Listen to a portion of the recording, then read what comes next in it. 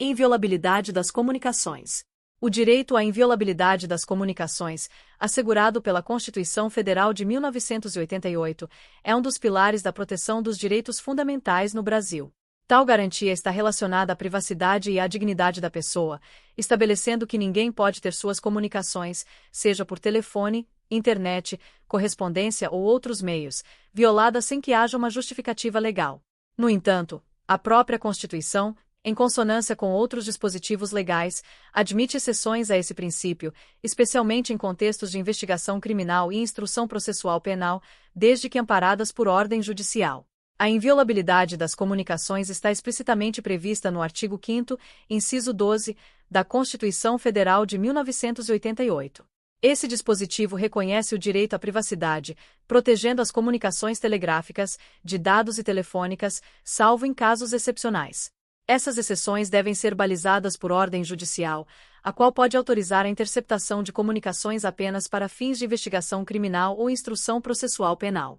A previsão constitucional visa manter o equilíbrio entre a necessidade de combater o crime e a preservação dos direitos individuais. A necessidade de ordem judicial é um ponto central para a legalidade de qualquer interceptação.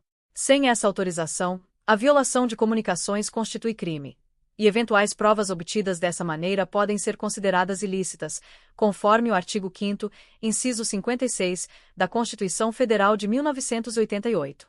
Isso significa que provas colhidas sem a devida ordem judicial não podem ser utilizadas no processo penal, o que reflete o princípio da inadmissibilidade de provas obtidas por meios ilícitos. Em investigações criminais, a interceptação das comunicações é uma ferramenta poderosa, utilizada principalmente em casos de crimes graves, como tráfico de drogas, corrupção e organizações criminosas. A Lei nº 9.296 de 1996 regulamenta a interceptação de comunicações telefônicas, estabelecendo critérios rigorosos para que essa medida seja aplicada.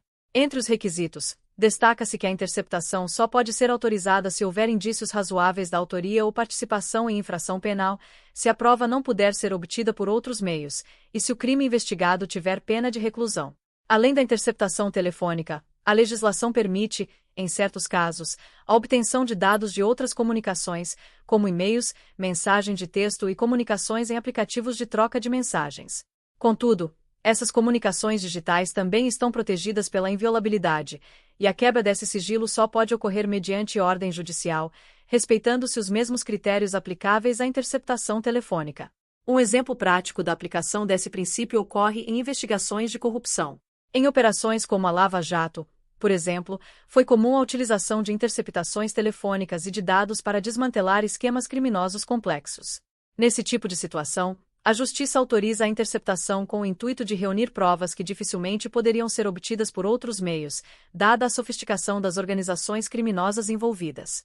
A necessidade de ordem judicial para a quebra de sigilo é uma garantia de que o uso desse recurso será controlado e não será aplicado de forma indiscriminada ou abusiva. O juiz, ao analisar o pedido de interceptação, deve verificar se estão presentes os requisitos legais e se a medida é proporcional à gravidade do crime investigado. Além disso, a interceptação tem prazo limitado, podendo ser prorrogada conforme a necessidade da investigação, mas sempre sob supervisão judicial.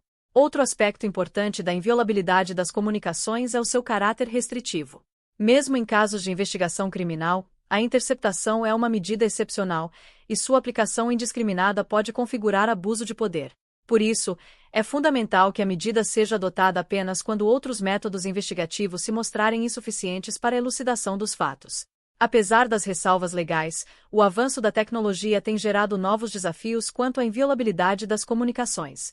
Com o crescimento das redes sociais e de aplicativos de mensagens instantâneas, as autoridades enfrentam dificuldades adicionais para monitorar comunicações em ambientes digitais sem ferir os direitos constitucionais.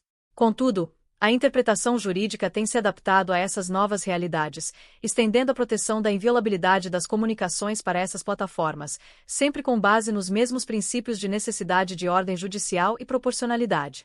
A jurisprudência do Supremo Tribunal Federal, STF, também tem papel relevante na interpretação dos limites e das possibilidades da interceptação de comunicações.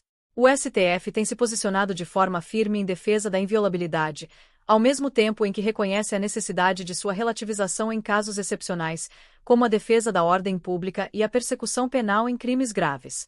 É importante destacar que a interceptação de comunicações deve ser sempre fundamentada e motivada, com justificativa clara da necessidade da medida. A ordem judicial que autoriza a interceptação deve ser expressa e indicar os fatos que motivam a quebra do sigilo, bem como a extensão e o prazo de duração da interceptação. Essa formalidade tem o objetivo de garantir que a medida seja transparente e legal. Em síntese, a inviolabilidade das comunicações é um direito fundamental garantido pela Constituição Federal de 1988, mas, como muitos outros direitos, pode ser relativizado em situações específicas, como no contexto de investigações criminais e instruções processuais penais. A exigência de ordem judicial é a salvaguarda principal contra abusos, assegurando que a interceptação de comunicações ocorra de maneira controlada e em conformidade com os preceitos constitucionais. Portanto, o direito à inviolabilidade das comunicações é, ao mesmo tempo, uma proteção à privacidade dos cidadãos e um mecanismo flexível que permite, em casos excepcionais, a sua relativização para proteger a sociedade e combater crimes graves.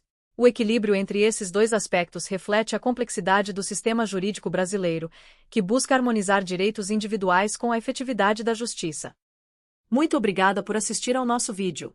Sua presença e apoio são fundamentais para o nosso trabalho. Não se esqueça de curtir, compartilhar e se inscrever no canal para não perder nenhuma novidade. Nos vemos no próximo vídeo. Até mais!